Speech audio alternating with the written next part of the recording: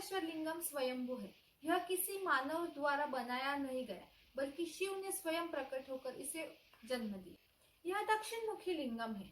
12 ज्योतिर्लिंगों में एकमात्र ऐसा लिंग जो दक्षिण दिशा की ओर स्थित है। दक्षिण दिशा का संबंध मृत्यु से होता है और यही दिखाता है कि मृत्यु भी शिव के नियंत्रण में है।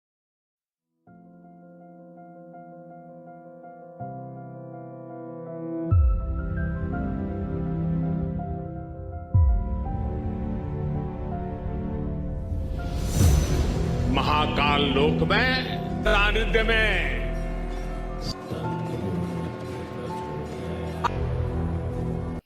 क्या आपने कभी किसी ऐसे मंदिर के बारे में सुना है जहाँ हर सुबह शिव को भस्म से जगाया जाता है, जहाँ समय भी रुक जाता है और मृत्यु भी शिव के चरणों में झुक जाता है? नमस्कार, मैं हूँ साइली और स्वागत है आपका मेरी सीरीज 12 ज्योतिर्लिंग यात्रा के तीसरे भाग में।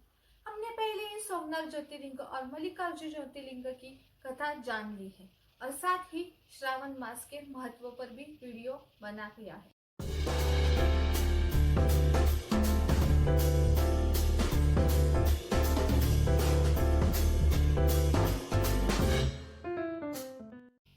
आज हम पहुंचे हैं भारत के तीसरे ज्योतिर्लिंग महाकालेश्वर की भूमि उज्जैन में, जहाँ शिव सिर्फ भोलेनाथ नहीं बल्कि काल और मृत्यु के भी अधिपति है।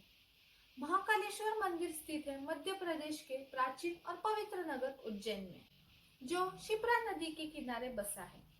उज्जैन को मोक्षपुरी कहा जाता है, वो भूमि जहाँ आत्मा शांति और मुक्ति प्राप्त करती है।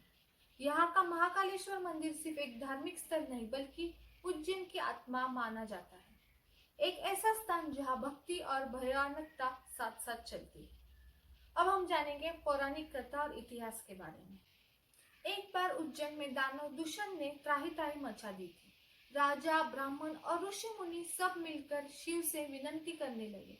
शिव जी ने प्रकट होकर महाकाल रूप धारण किया और उस दृष्टि का अंत किया। फिर वे वही लिंग रूप में स्थापित हो गए। यही है महाकालेश्वर। इसलिए इन्हें कहा गया कालों के भी काल। महाकालेश्वर लिंगम स्वयंभू है। यह किसी मानव द्वारा बनाया नहीं गया, बल्कि शिव ने स्वयं प्रकट होकर इसे जन्म दिया। यह दक्षिण मुखी लिंगम है। 12 ज्योतिर्लिंगों में एकमात्र ऐसा लिंग जो दक्षिण दिशा की ओर स्थित है। दक्षिण दिशा का संबंध मृत्यु से होता है और यही दिखाता है कि मृत्यु भी शिव के नियंत्रण में है। अब हम जानेंगे भक्त श्रीखर की कथा। एक युवा भक्त श्रीखर उज्जैन में शिव की उपासना करता था। उसकी निष्ठा और भक्ति देखकर शिव ने उसे दर्शन दिए और इस लिंग को स्थायी और चिरस्थायी बना दिया। यह दिखाता है कि सच्चे श्रद्धा से महाकाल को भी बुलाया जा सकता है। अब हम जानेंगे अहिल्याबाई होलकर जी का योगदान।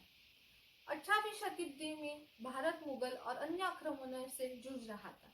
उज्जैन का यह प्राचीन मंदिर भी खंडित हो चुका था। तभी रानी अहिल्याबाई होलकर ने पहल की।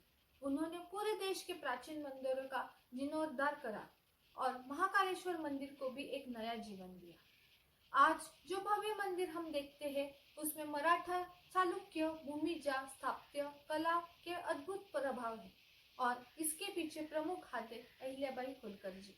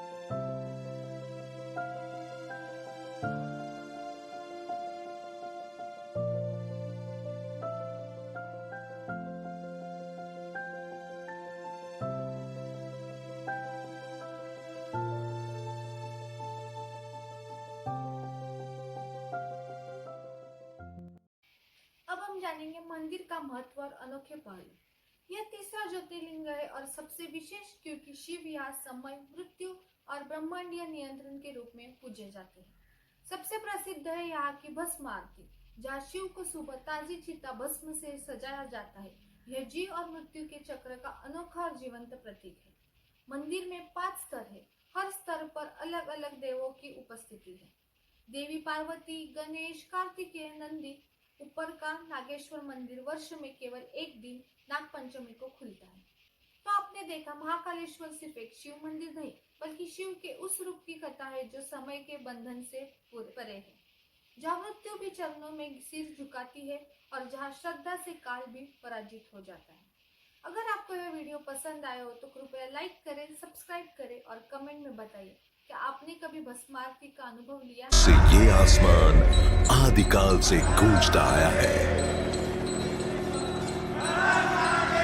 यहाँ भक्त अपने दिन की शुरुआत काल को रोके हुए महाकाल। यह वीडियो हमारी सीरीज 12 ज्योतिर्लिंगों यात्रा का तीसरा भाग है। हम पहले ही पोस्ट कर चुके हैं श्रावण मास का महत्व, सोमनाथ ज्योतिर्लिंग और मल्लिकार्जुन ज्योतिर्लिंग के बारे में। अगर आपने वो वीडियो नहीं देखा है तो वो वीडियो जरूर देखिए, आई बटन और डिस्क्रिप्शन में दिए गए हैं। और वीडियो को शेयर करना ना भूलिए। अगली बार हम चलेंगे ओंकारेश्वर की यात्रा पर, जहाँ शिव ध्वनि से प्रकट होते हैं। तो जुड़े रहिए हमारे चैनल पर, इसलिए सब्सक्राइब करना ना भूलिए। हर हर महादेव।